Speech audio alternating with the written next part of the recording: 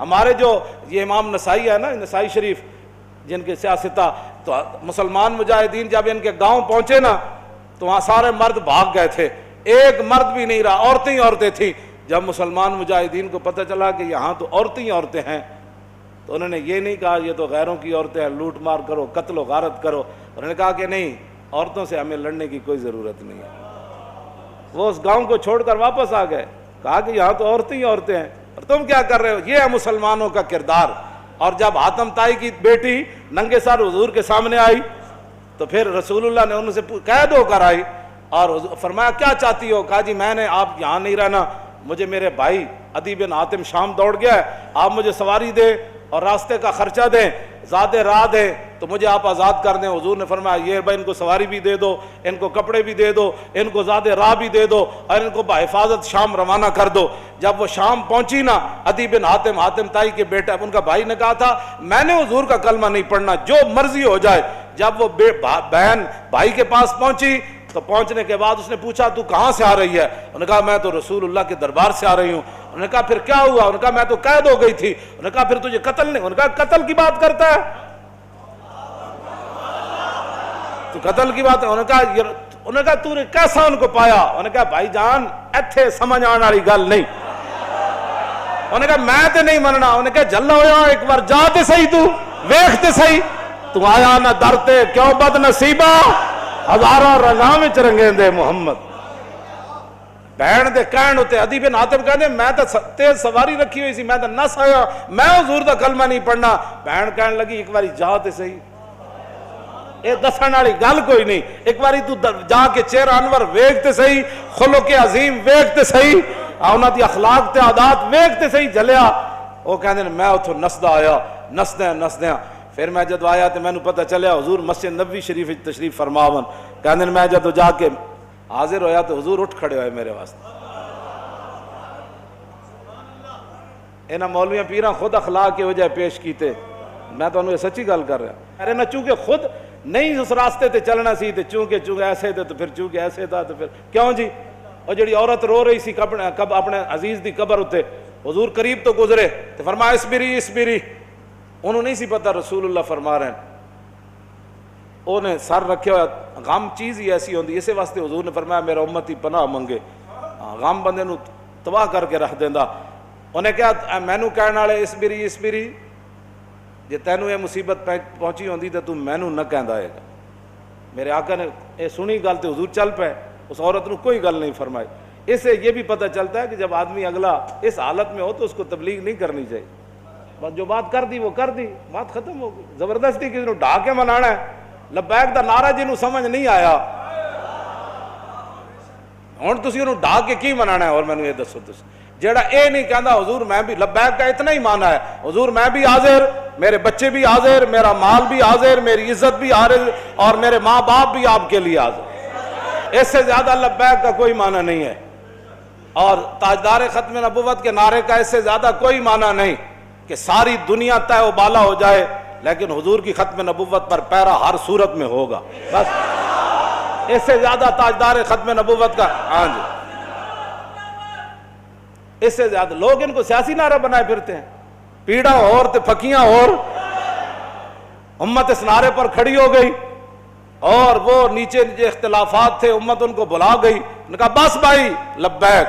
مسجد نبی شریف میں عرب بھی کہتے ہیں لبیک یا رسول اللہ، ہم عربی ہیں لیکن یہ نعرہ تو ہاں جی مصری بھی کہتے ہیں لبیک یا رسول۔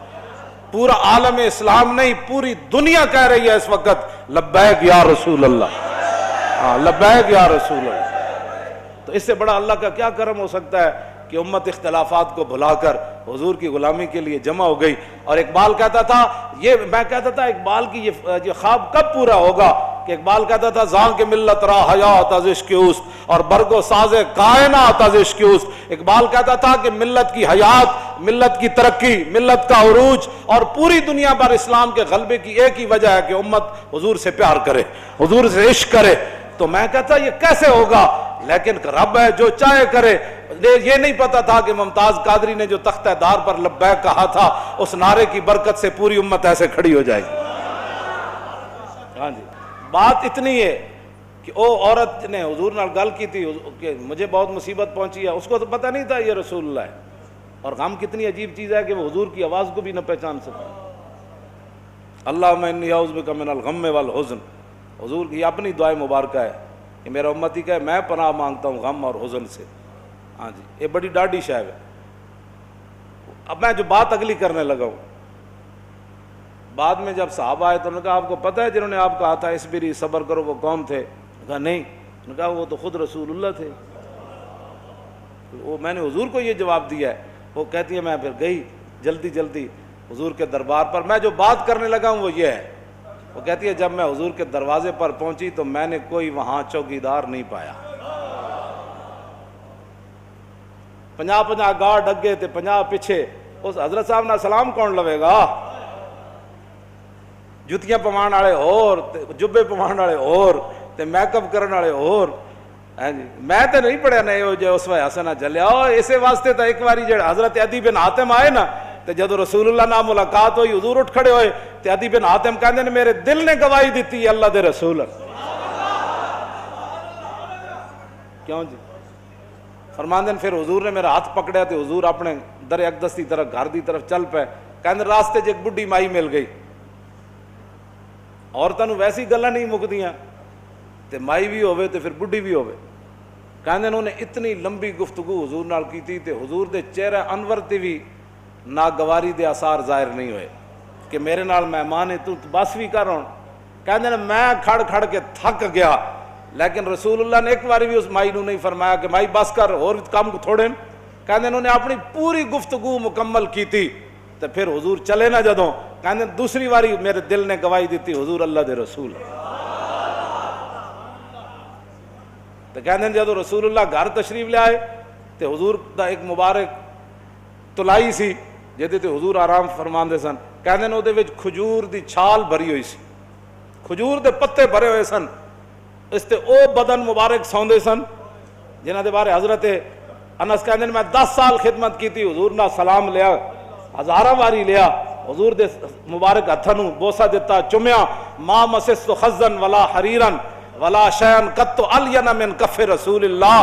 نہ میں کوئی ریشم نو ہاتھ لایا نہ کائنات دا کوئی اور نرم کپڑا ہو جائے میرے ہاتھ چ آیا کہ حضور دے مبارک ہاتھ تو نرم ہاتھ ہوے.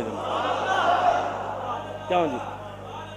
حضور اس تلائی تے سوندے سن جے دے وچ روئی نہیں سی، کھجور دی چھال بھری ہوئی سی.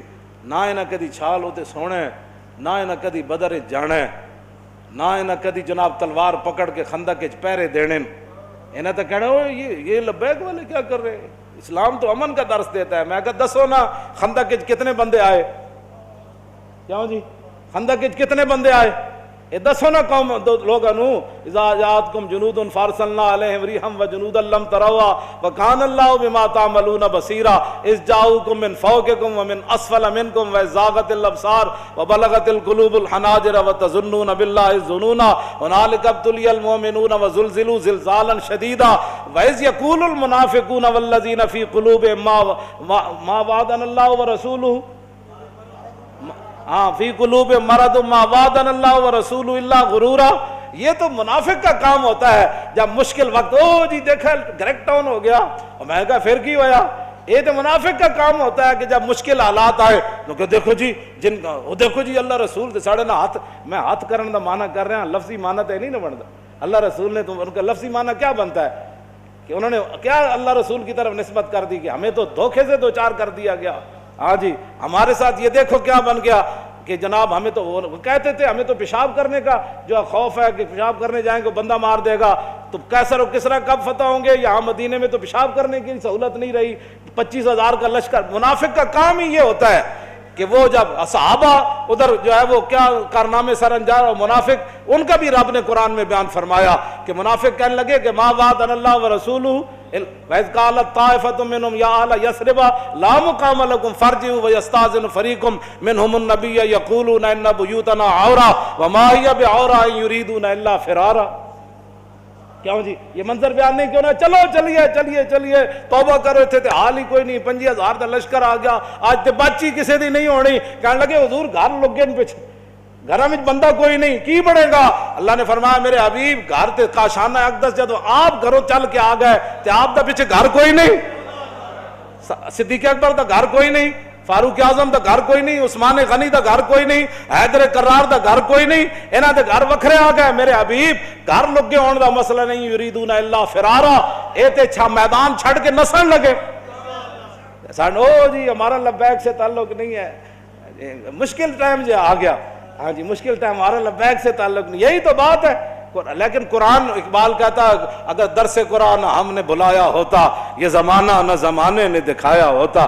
یہ منافقت کے کام ہوتے ہیں مشکل کے وقت. انہیں دسے ہی نہیں کہ رسول اللہ غزوہ خندق دے موقع تے خود تلوار پکڑ کے کیویں کھڑے ہو. جب 50,000 دا لشکر خندق دے کنارے آ گیا, عمر بن عبد بود گھوڑا چناب چھال مرائی تے ادھر آ گیا, تے 50,000 دا لشکر اتنے آ گیا تے سارے چاندے سن کے گھوڑیاں سمیت ادھر آ جان. اس وقت میرے آقا و مولا پھر خود تلوار پکڑ کے کھڑے ہو گئے, اور حضور کو اللہ نے دبدبا کتنا دیا, کانہ و فرد فی جلالتہ فی عسکر حین تلقاہ وفی حشمی لہو ہمم لا منتہا لکبائرہا وہمتہ الصغریٰ جل من الدہر. یہ دوسرا حضرت حسان کا شعر ہے, پہلا امام بوصیری کا شعر ہے. فرمایا اللہ نے ہمارے آقا و مولا کو ہیبت اور جلال اتنا عطا فرمایا کہ حضور تنہا بھی کھڑے ہوتے تو محسوس ہوتا کہ حضور کی پشت پر لاکھوں کا لشکر کھڑا ہے. ہاں جی ہاں جی توجہ, حضور خود تلوار پکڑے. کیوں جی علیکم بسنتی ہے نہیں, یہ نہیں سنت کہ جب دین پر مشکل وقت آ جائے تو رسول اللہ خود تلوار پکڑ کر کھڑے ہو گئے. کیا یہ ان کے لیے سنت نہیں تھی کہ جب حضور کی ختم نبوت پر مشکل وقت آیا, حملہ ہو گیا اور حضور کی عزت پر حملہ ہو گیا, تو کیا قوم کے رہنماؤں کی, مذہبی رہنماؤں کی, پیروں کی, فقیروں کی, مولویوں کی یہ ذمہ داری نہیں تھی کہ خود میدان میں ایسے نکل آتے؟ یہ ہے نا علیکم بسنتی و سنت الخلفاء. کیوں جی الراشدین, اور سنت خلفاء کیا ہے؟ یہ تو حضور کا اپنا اس طریقہ مبارکہ ہے نا. سنت خلفاء کیا ہے کہ جب جنگ یمامہ میں مسلمہ آیا تو افضل الخلق بعد الرسل, آپ نے فرمایا بدری ہوئے یا غیر بدری ہوئے, بڑھا ہوئے یا جوان ہوئے, اکھاڑا صحابی ہوئے یا نابینا ہوئے, ہاتھ سلامت ہوون یا کٹے ہوون, سارے یمامہ پہنچو. خلفاء دی بھی یہی سنت ہے. جدو ختم نبوت کا مسئلہ آیا تو پھر سیدنا صدیق اکبر خود بھی تلوار پکڑ کے چل پے, لشکر تے روانہ کیتے نا, ہاں جی خود بھی چلن لگے. حضرت مولا کائنات علی مرتضیٰ نے روکیا, فرمایا ابو بکر جو آپ کو کچھ نقصان ہو گیا تو ہمارا کیا بنے گا. مزید ویڈیوز اور اپڈیٹس کے لیے یوٹیوب پر علامہ Khadim Hussain Rizvi official channel subscribe کریں اور بیل آئیکن پر بھی کلک کریں.